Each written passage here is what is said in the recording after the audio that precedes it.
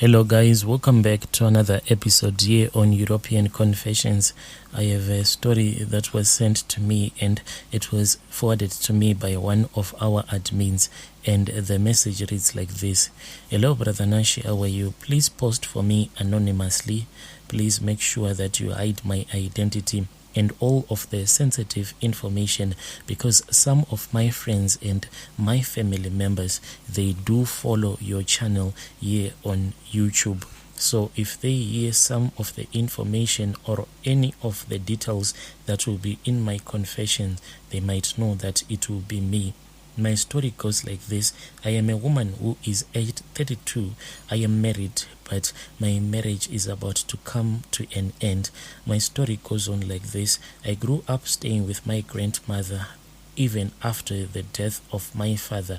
Then I started staying with my grandmother when my mother left for work. So as a child, I did not know that my grandmother practiced witchcraft, which she took advantage of me and started teaching me witchcraft at a very, very tender age, which is now affecting my whole life. Brother Nashi, my grandmother started teaching me to practice witchcraft when I was only 9 years old. I started having strange dreams, but as a child, I never knew the meaning of all those dreams. I would be dreaming like I would be flying at night, or sometimes I would dream being naked, until when I was somewhere around 18 years old. Then one day my grandmother called me and she asked me to sit down with her.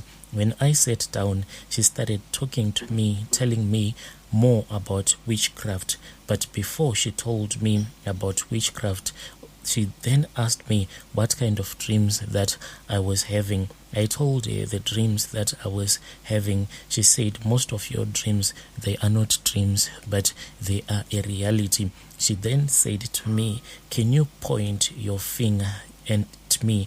I then pointed my finger at my grandmother, but I could not see my finger anymore. Then she said that what I was trying to show you is that there is another world that is there between you and me that most of the people do not know. But what we do is that we have that power to tap into that world and see what exists in that world that we cannot physically see.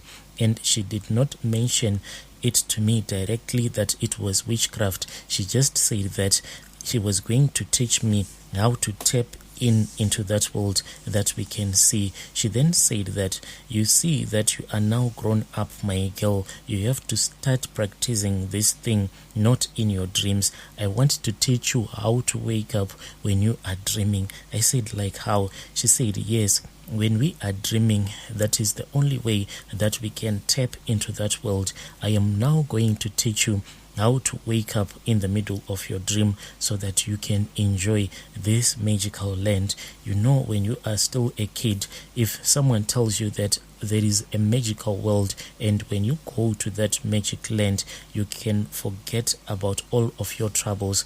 So being born in a poor family, this was like going to be a runaway land for me, knowing that when I will be in that land, there won't be any need to define who you are according to your financial means. Then my grandmother said, if you are in your dreams, if you ever dream and if you ever see yourself in the graveyards, do not be afraid, because you will not be standing in the middle of a graveyard, but rather what you should do is that you should find a grave, and after you have found the grave, you should try to open up the grave, and you will see that the grave, it is just a door that will lead you somewhere.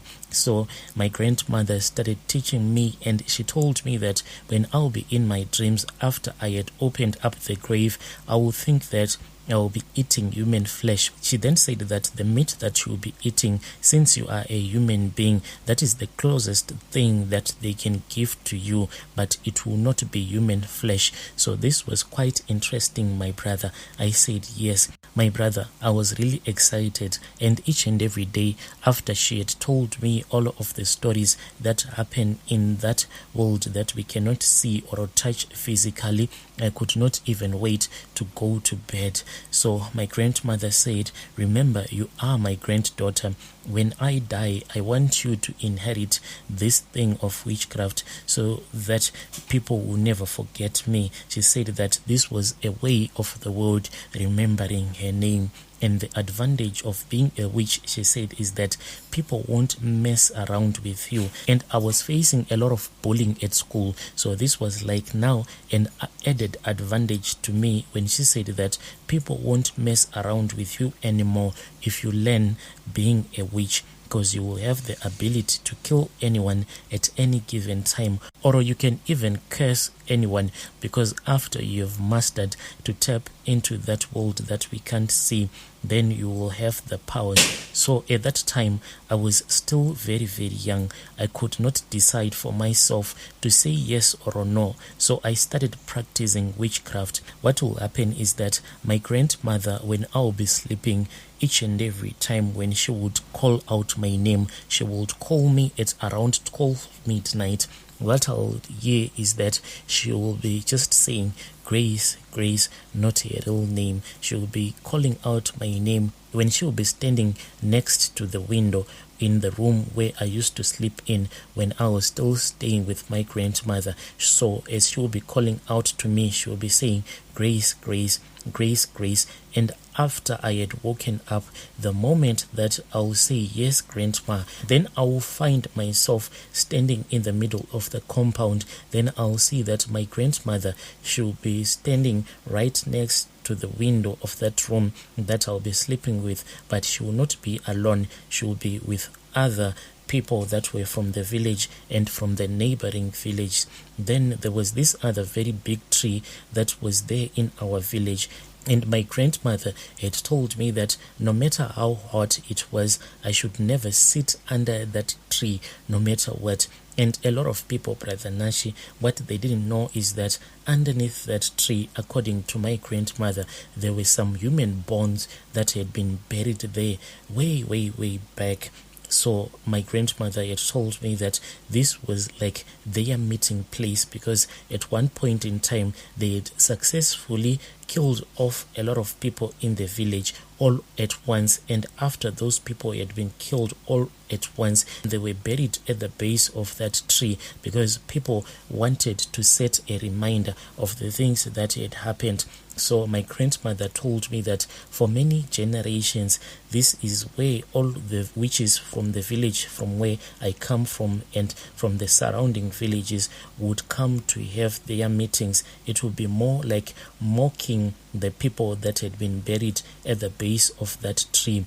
So my grandmother said that if you could listen properly whilst you were standing underneath that tree, you could actually hear the voices of the people that had been buried at the base of that tree. As time went on, my grandmother then started teaching me how to exit the house by myself. I would wake up, then I would place this other walking stick that she had given me. Then I would walk out of the house naked. Then we would go to that tree so that we can have a meeting right there.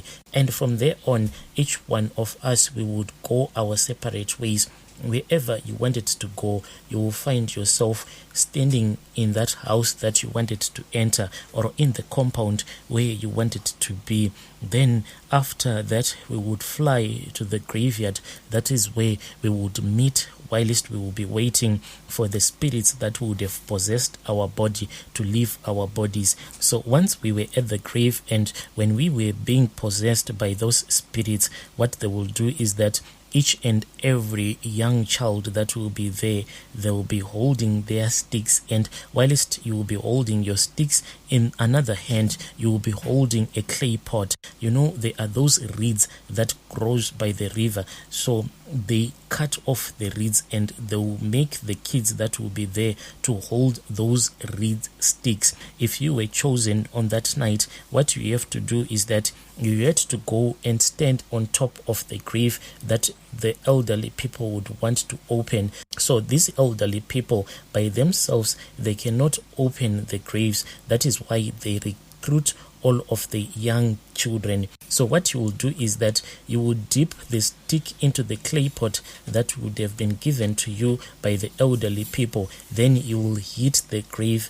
After you've hit the grave with that stick, the grave will automatically open. After that, the elderly people, they will then start to get into the grave. This grave, Brother Nashi, even if it will be a normal grave, but I do not even know how my grandmother and her friends were able to fit into that grave. It will be like another land would have been open for them. Each and everyone would fit in there perfectly, and they'll be standing around the coffin, and there won't be anyone complaining about not being able to fit inside the grave. After that, the coffin will be opened up.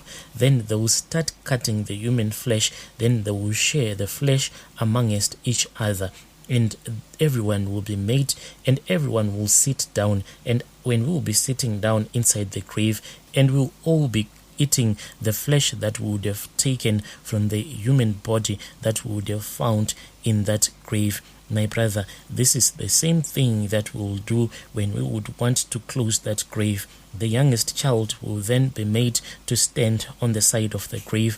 Then he or she will repeat the same process. So that walking stick that my grandmother had given me, she said that the same walking stick that she had given me, she had also been given by her own mother, so that by the time that she would get married, when she wanted to get out of the house, or just before the spirit would have possessed her, she was supposed to place that walking stick right next to her husband, so that the husband will not wake up for the rest of the night.